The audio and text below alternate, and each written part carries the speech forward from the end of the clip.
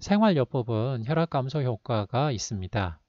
소금 섭취 제한을 하루 소금 6g 이하로 했을 때는 혈압 감소 효과가 일반적으로 5 정도 나타난 것으로 알려져 있고, 특히 체중 조절이 중요한데 매 체중 1kg 감소마다 혈압이 1 정도 떨어지는 것으로 알려져 있습니다. 즉, 비만하신 분이 체중을 10kg 이상 감량한다면 혈압이 10 이상 떨어진다는 뜻입니다.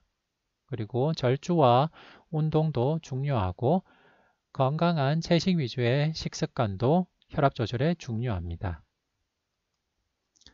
이런 식이 체중 조절 운동의 혈압 조절 효과의 연구 결과를 보겠습니다. 다이아뎀 1 연구가 있습니다.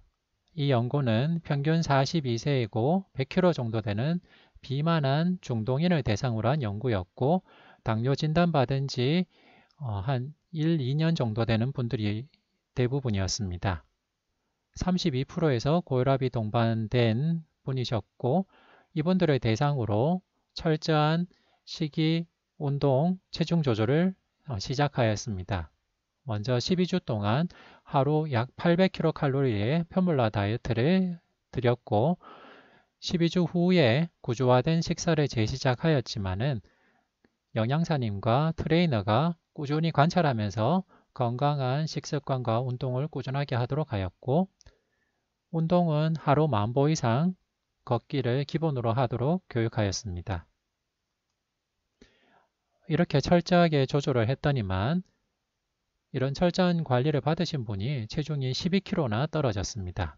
그리고 다이아베틱 레미션이 달성이 되었습니다. 다이아베틱 레미션이라는 것은 3개월 이상 당뇨약을 안 먹어도 혈당 조절이 되는 것을 말하는데요.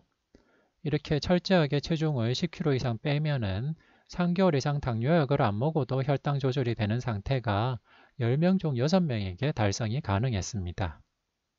그리고 혈압약 중단도 가능한 분이 혈압약 드시던 분 중 절반이 혈압약 중단이 가능했습니다.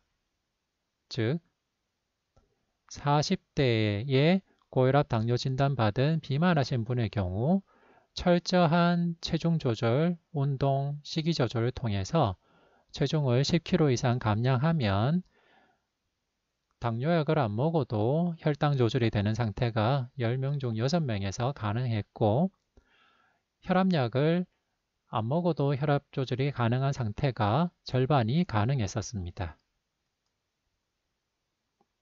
네, 즉 40대 당뇨 고혈압 환자에서 철저한 식이, 체중 조절, 운동으로 60%가 당뇨약 중단 가능, 50%가 혈압약 중단이 가능했습니다. 다이렉트 연구는 50대 비만한 당뇨 고혈압 환자를 대상으로 한 연구였고, 이 연구에서도 하루 850kcal 정도의 포뮬라 다이어트를 제공하고, 그 뒤로는 구조화된 식사를 하면서 지속적인 프로그램에 참여시키고 만보계로 하루 15,000보 이상 걷도록 하였습니다. 이런 관리를 통해서 10kg 정도 체중 조절이 가능했고, 이렇게 10kg 이상 체중 조절이 가능하신 분의 경우에는 당뇨약 안 먹어도 혈당 조절이 되는 다이아베틱 레미션에 성공하신 분이 10명 중 5명, 6명이 가능했고, 혈압약 중단이 절반이 가능했습니다. 즉, 50대 당뇨 고혈압 환자의 경우 철저한 식이, 체중 조절, 운동으로 50%가 당뇨약 중단이 가능했고 50%가 혈압약 중단이 가능했다는 연구 결과입니다. 다만 이 연구 대상자들은 비만하신 분들이었기 때문에 비만한 40대, 50대 당뇨 고혈압 환자는 철저한 식이, 체중 조절, 운동으로 고혈압 당뇨 조절을 할 수 있다라고 생각하면 되겠습니다. 싱겁게 먹기, 소금 대용물인 염화칼륨 사용의 효과를 본 연구 결과가 발표되었습니다. Salt Substitute and Stroke Study는 중국 시골의 600개 마을을 대상으로 한 연구였고, 참가자들은 대부분이 뇌졸중 병력이 있는 분이셨고 60세 이상이고 고혈압인 경우가 대부분이었습니다. 참가자들은 소금 대용물을 사용하는 중제군과 일반 소금을 사용하는 대조군에 배정이 되어서 약 5년 정도 추적 관찰이 되었습니다. 그중에서 75% NaCl과 25% KCl 소금 대체물을 사용하는 군에서 뇌졸중 발생, 주요 심혈관 사건, 모든 원인으로 인한 사망의 예방 효과가 나타났습니다. 다만 KCl 소금을 사용하기 때문에 칼륨 수치가 조금 증가할 위험이 있었는데요. 다행히 고칼륨 혈종으로 인한 부작용 비율은 크게 차이가 없었습니다. 다만 고려할 점은 이 연구 참가자들은 중국인이었고 베이스라인에서 24시간 소변 나트륨 배설량은 약 4.3g이었고 추적 관찰 기간 동안 소금 대용품을 사용한 군에서 평균 24시간 소변 나트륨 배설량은 4.3g에서 350mg 정도 감소한 정도였습니다. 그런데 대한민국 국민 1인당 나트륨 섭취량을 본 연구 결과를 보면 우리도 2010년도에는 국민 1인당 1일 나트륨 섭취량이 4.8g 정도로 상당히 짜게 먹는 축에 속했지만은 최근의 연구 결과에서는 3.3g 정도로 소금 섭취량이 많이 감소했습니다.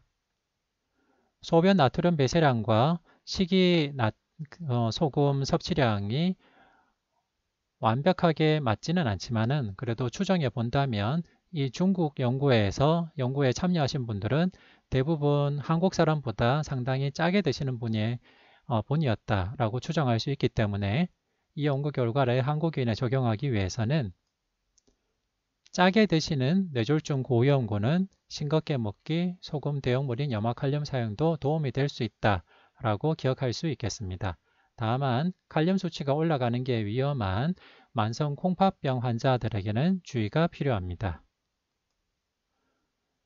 네, 다시 결론을 보겠습니다. 고혈압 진단 기준이 낮아지는 추세고 130에 80을 제시한 기준이 있지만은 아직은 여러 지침에서 일반적인 기준인 140에 90을 사용하고 있습니다.